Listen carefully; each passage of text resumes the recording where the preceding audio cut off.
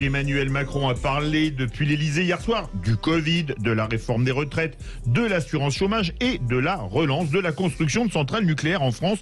Un discours dans lequel il a vanté l'état de la France, encensant par la même occasion son bilan. De notre grand débat, allocution présidentielle, Emmanuel Macron a-t-il fait un discours de candidat ?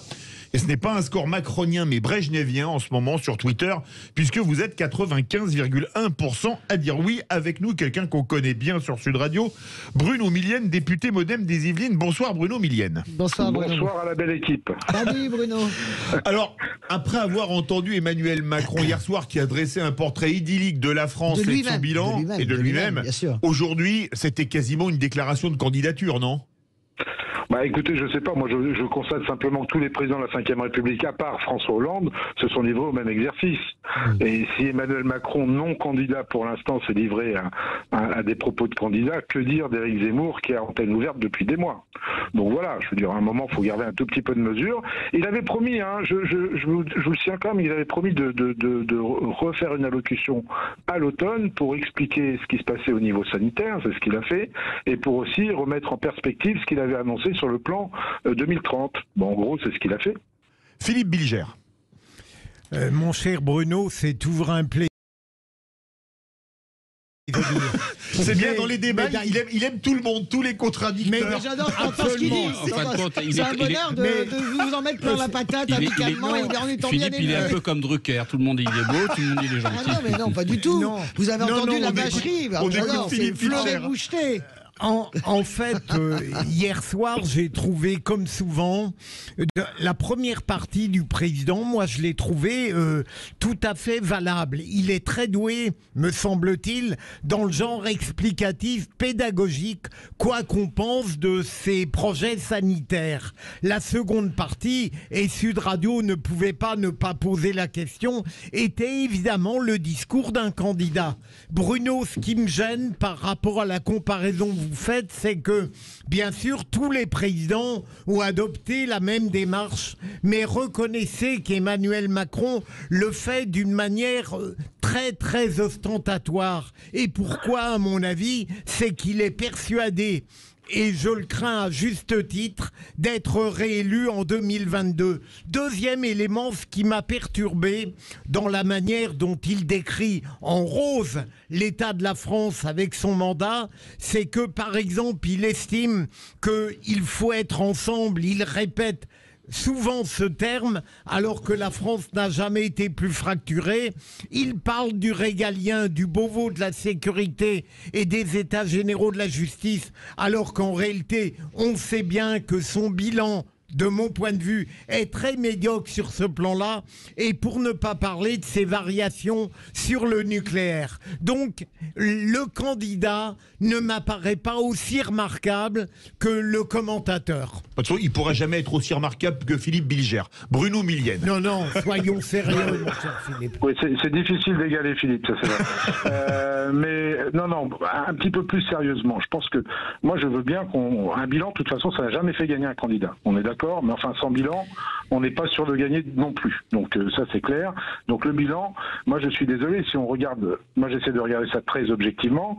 Le taux de chômage n'a jamais été aussi bas que depuis pratiquement 15 ans.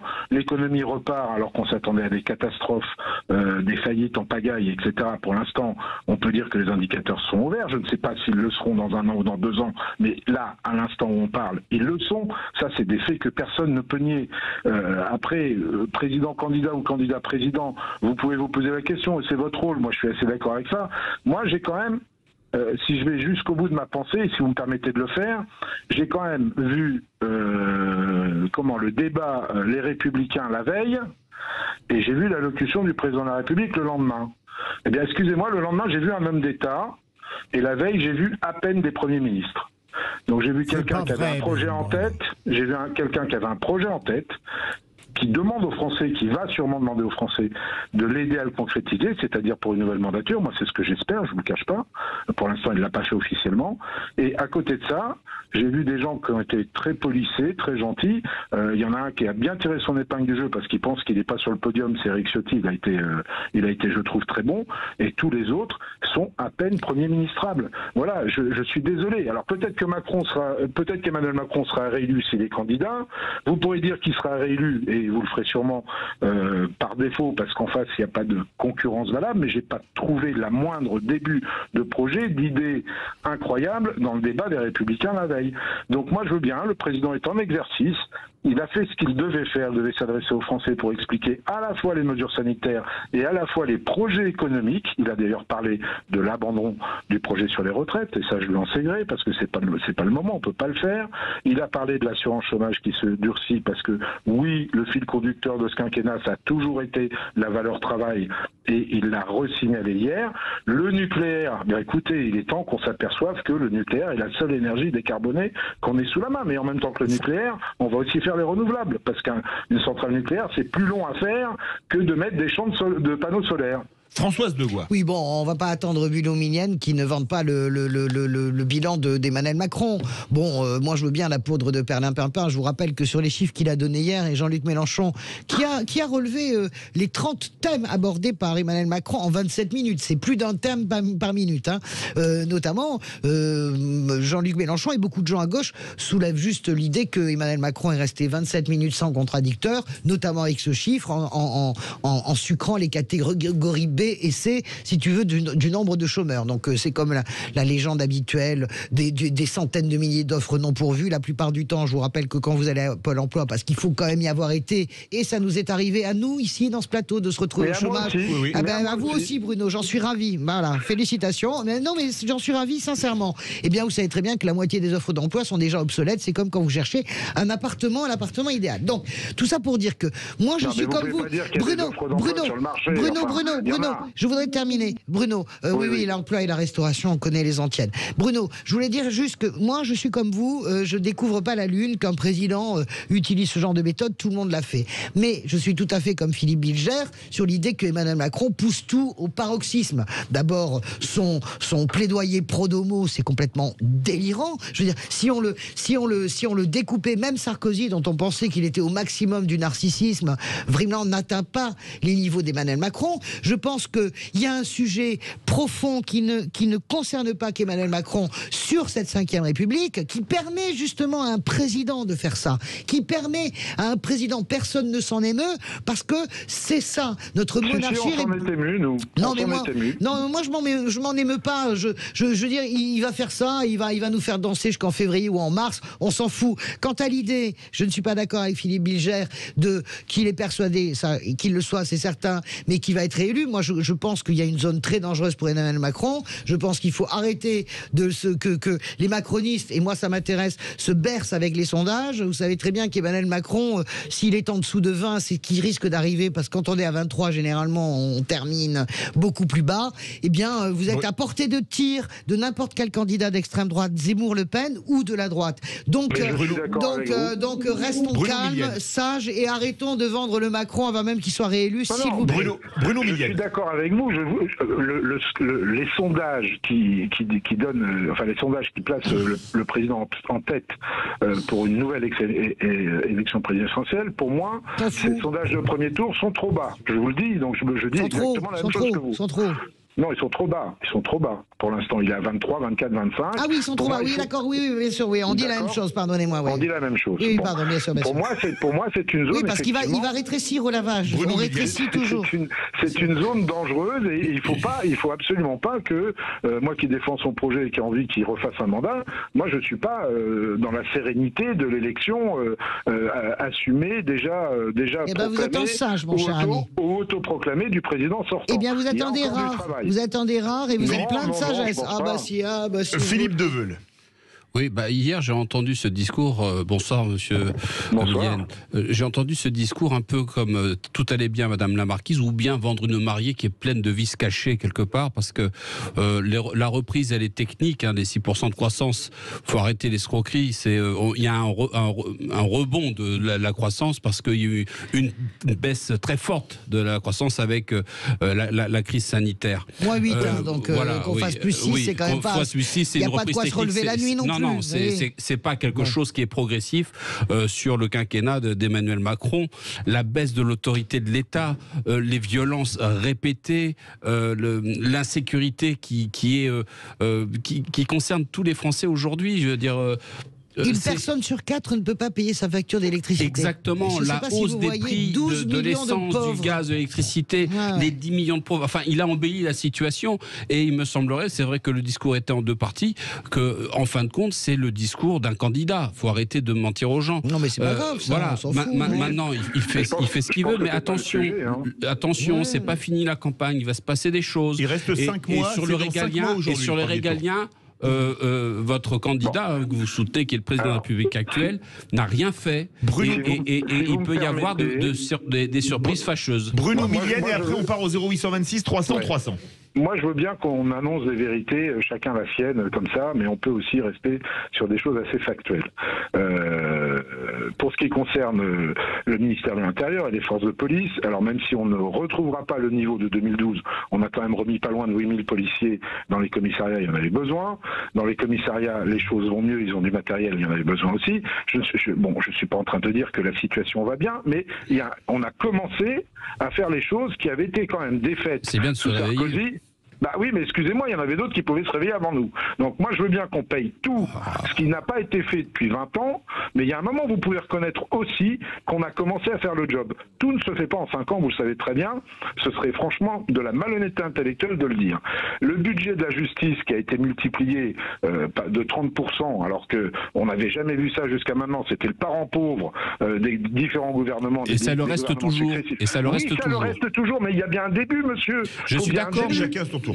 On peut aussi faire comme les autres, ne rien faire. Et à ce moment-là, on ne nous reprochera rien. Mais vous voyez bien qu'on ne peut pas... les policiers, c'est Hollande qui a commencé à les remettre. Non, mais Bruno. Oui.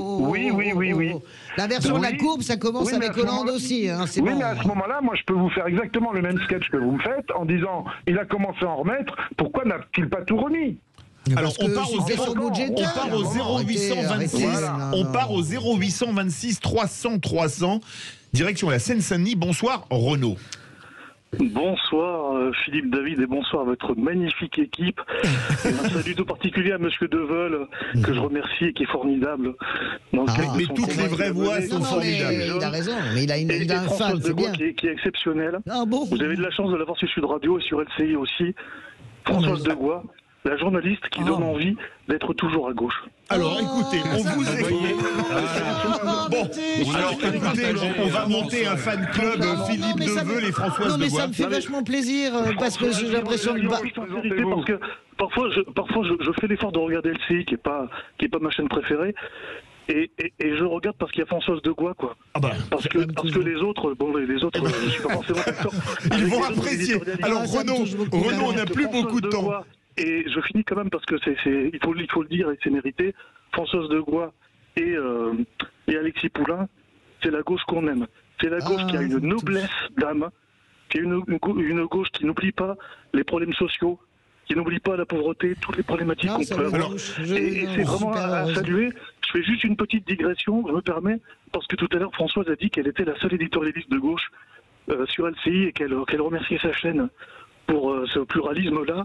J'aimerais bien qu'elle fasse un petit message à LCI en disant que le pluralisme pourrait aussi aller également sur les candidats. Renaud, excusez-moi, parce que le sujet, c'est pas l'auditoriat de LCI, c'est pas Françoise Degois. Mais merci, ça me touche. Ni Philippe Deveul, mais ça me touche. Est-ce que pour vous, Emmanuel Macron a fait un discours de candidat ou de président? Je finis très vite. Il faudrait qu'on voit un peu Georges Kuzmanovic ou François Asselineau sur LCI. Et là, si je vois Georges Kuzmanovic ou Asselineau sur LCI, je dirais LCI, c'est vraiment la chaîne du pluralisme. Alors, on vous écoute. Est-ce que pour vous, Emmanuel Macron a fait un discours de candidat ou de président? Eh bien, il a